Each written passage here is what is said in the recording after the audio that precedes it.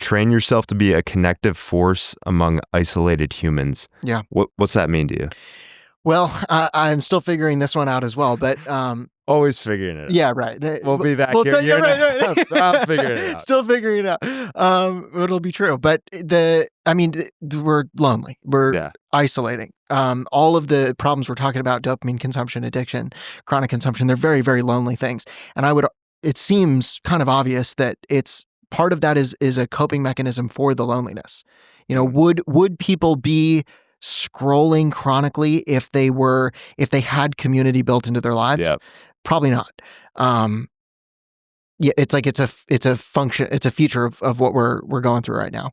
And the creative work is helpful because you have full control over that, and obviously facing challenge and building discipline and choosing to face friction, like Dr. Lemke talks about, like these are all important things that are within your control right now, but we can't ignore the connection piece of it.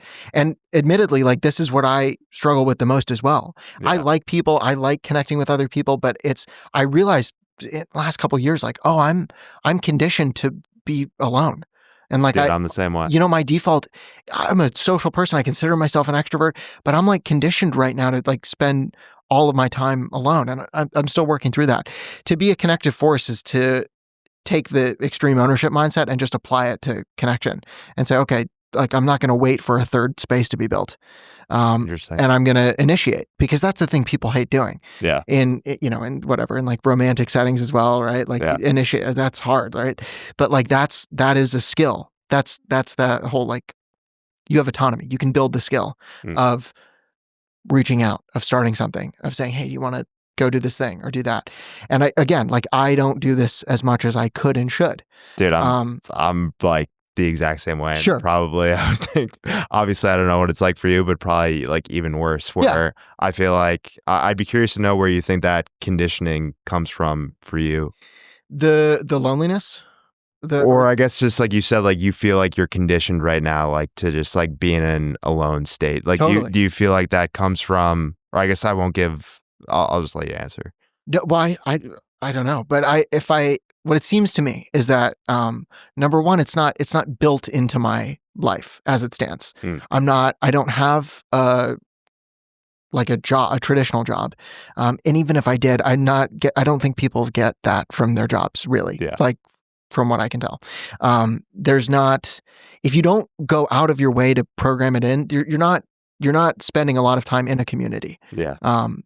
You are, the conditioning for me is like, okay, go achieve something, go build something of your own, go start a business, go build a social media personal brand, go do your creative work, become something.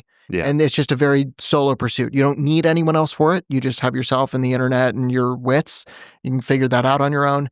And then you publish it to all of these people who aren't in the room with you. And it's not even real.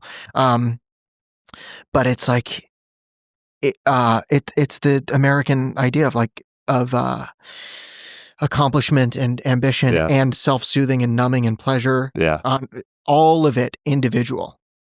How do I make myself, the individual, either successful and more successful than other people, or the 1%? Yeah, right, exactly. Or extremely like comfortable and safe, alone in my bubble of isolation. When I'm self-soothing, I don't want to be around other people. Yeah. I don't. Partially because I'm kind of ashamed, right? Or like it doesn't jive with the whole like ambition success thing, which is also individual. But anyway. I had an incredible conversation with Dr. Dan Siegel.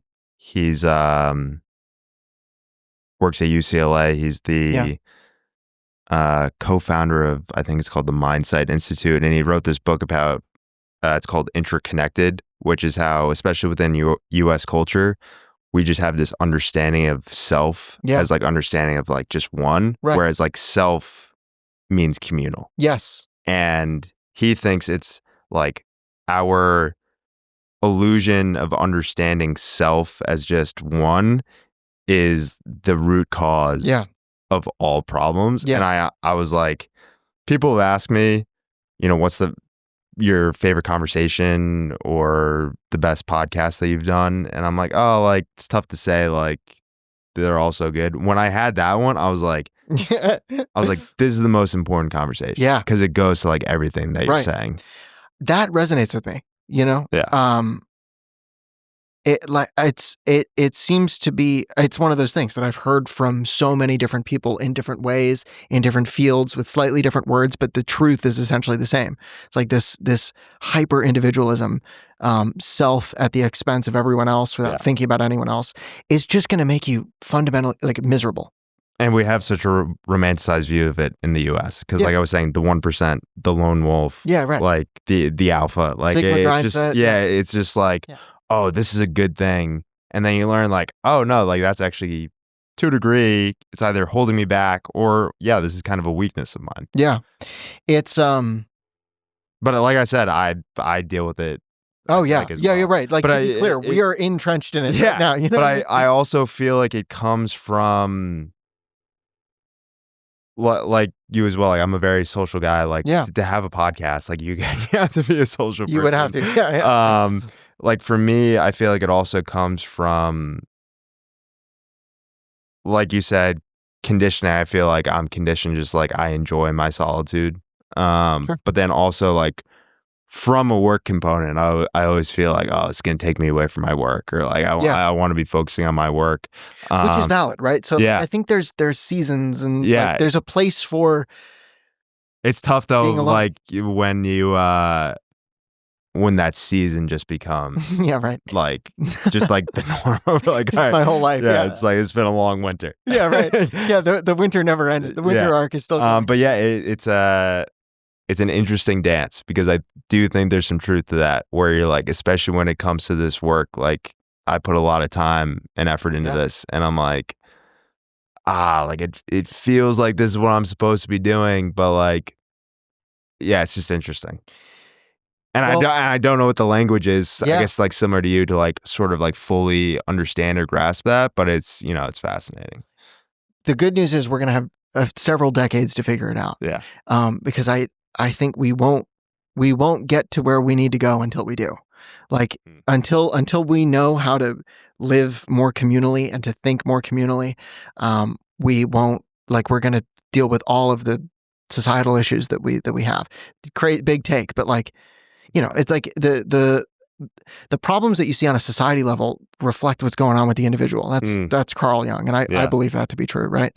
So when you see a nation that doesn't, or just a culture, civilization, whatever, that doesn't, that's got all of these systemic issues that it's not addressing, and it seems to be very self-centered and just focused on endless growth up and to the right at the expense of everyone's well-being. It's like, okay, that's happening at, society-wide, but you're also going to see that in the individual.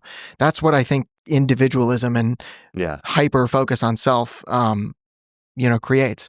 So until we mature and work through that, as individuals, we'll feel it as a society. But then, as like climate impacts and all of the downstream effects of this individualism start to pop up, it's the perfect necessary training ground for building those ideals into our practices, because you got to take care of the people around you. When winters, or when tropical storms and all this stuff starts complicating life for people, now it's, are the people on your block taken care of? Is your family taken care of? You start thinking a little bit more communally out of necessity. So I'm not trying to romanticize it, because it's going to be very difficult, and I think we will within our lifetime, we will see the physical consequences of an instant gratification culture start to play out. I think we're seeing it now. 100%. So this is our task, right? In the micro, figuring out our own habits, but then over the course of our life, we'll experience a cultural shift, I think, away from instant gratification. Because we'll realize, the humans, that that's actually not what we want. It just doesn't hit, really, Yeah, it's so fascinating. We'll realize that the AI content, as an example, that is designed to be hyper stimulating and hyper viral, is not actually what we want. What we want is something that's made by a human. We want a letter that's been written to us, both literally or just metaphorically, a piece of art that feels like a letter. Because it's not perfect, and it's not the AI stuff, but it's like, okay, a human with a nervous system made that. And I get it, and I like, you know what I mean? And I'm being idealistic, but no, dude, I think that's what we'll see.